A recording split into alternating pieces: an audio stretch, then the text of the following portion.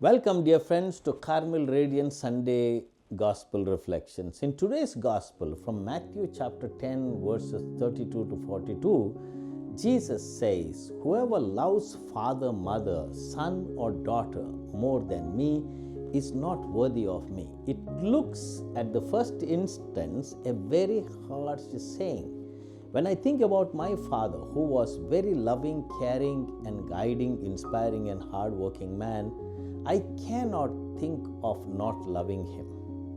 Here we notice Jesus seems to be making an attack on family life, telling us to turn our backs on our own flesh and blood. These seem to be tough words and a hard saying which may and would find difficult to accept.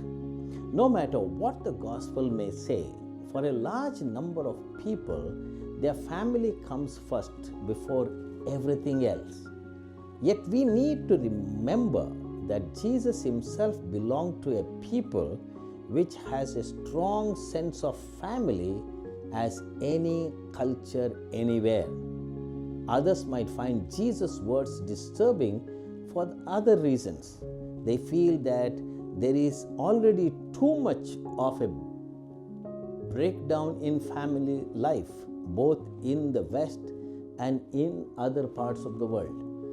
There are too many people abandoning their responsibilities to their families, either as parents or as children. Now, more than ever, the family needs a special nurturing. In these times, we find so many living together but not formally married. So many marriages end up in separation or divorce, with the tragic consequences for all concerned, and also the children who become real victims of such separations. There are so many single parents and abandoned mothers.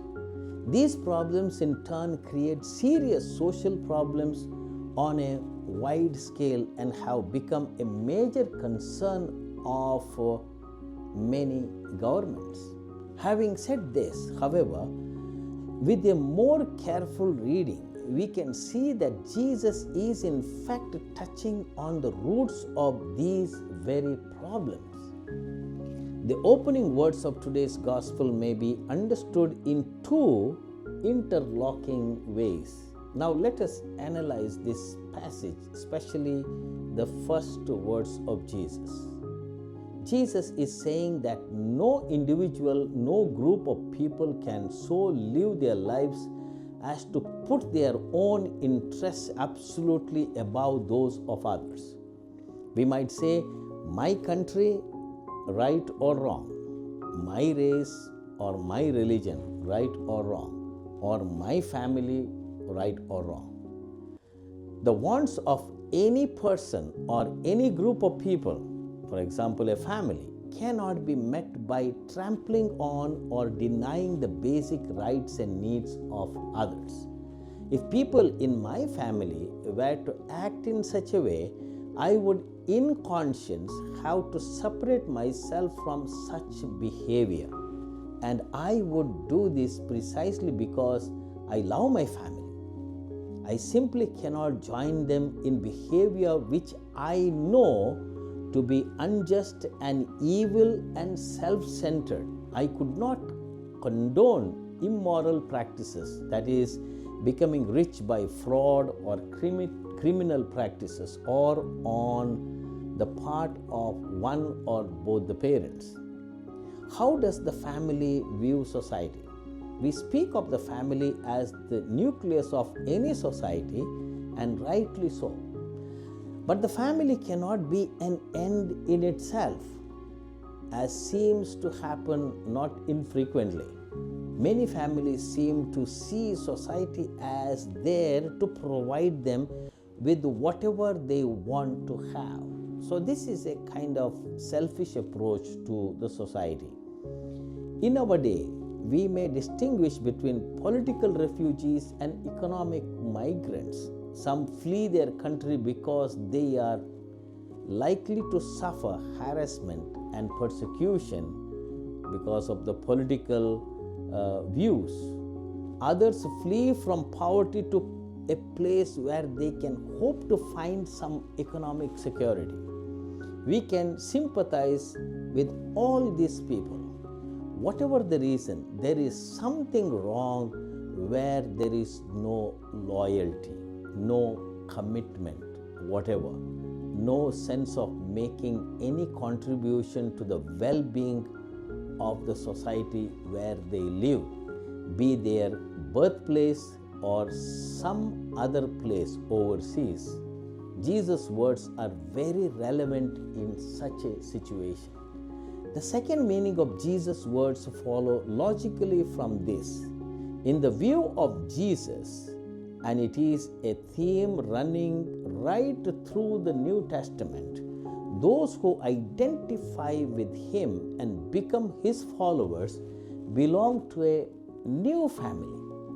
It is a family where every single person, including family members, relatives, friends, as well as complete strangers, but most especially those in need, are truly my brothers and sisters. It does not all mean that we love our family members less. In fact, because of our closeness to them, we have special responsibilities towards them. But we now see those related to us by blood as a part of a larger family to whom we also have responsibilities. So when we look at the whole perspective, the entire gospel of today, we see something very, very important and essential. Jesus wished to spell the end of the divisions that confuse the relations between human beings, divisions according to race, culture, nationality, religion, class, employment, and so on. Various forms of tribalism. You only have to go to a big football match today to find it. Still, such things are flourishing everywhere, and family life is not an exception. The view of Jesus means that there will be times when I will have to give more love, more compassion, more material help to strangers, the hungry, the thirsty, the sick, those in prison, the social outcast, the unemployed or unemployable, the handicapped, physically challenged, even mentally challenged, the lonely, and those unloved who are in greater need than members of my own family. He tells, truly I tell you, just as you did it to one of the least of these brothers and sisters of mine, you did it unto me. Matthew chapter 25, verse 40. We need to realize to what extent materialism and consumerism are dominating in our lives and turning our families and homes into isolated fortresses. We live in a society where we can find the basic needs are met or not. We need to understand this in a way Jesus thinks about. There is only so much of the cake available. Very often we think we are encouraged to fight for the biggest slice possible for ourselves and our own families. Just too bad if others don't get enough. Obviously, they did not try hard enough. What Jesus in substance is saying is that when we all work hard to ensure that everyone has enough, there will be more than enough for all. Jesus' concern then is that others have all they need, and my concern is that I have all that I need, not just what I want. A question that must disturb us today. Am I living my life at the expense of others? Do I treat society as a place which owes me a living? Or am I trying to live somehow in solidarity with others? Am I aware of my neighbor's needs? or people in my area who are in real need? Am I more concerned about the value of my house than the disabled be given a sense of belonging in our society? Am I more concerned about my social status than be seen in the company of those people, special people? What does family mean to me? Do I see the human family as being a part of my family? Far from speaking against the family, Jesus is telling us that we can only be really part of our own families when we realize that we belong to and are called to share what we have, and that we are part of the human family all over the world. Let us try to live this gospel. Jesus does not undervalue our family relationship, rather invites us to love all, because we are all created in the image of God. God bless you. Have a beautiful Sunday.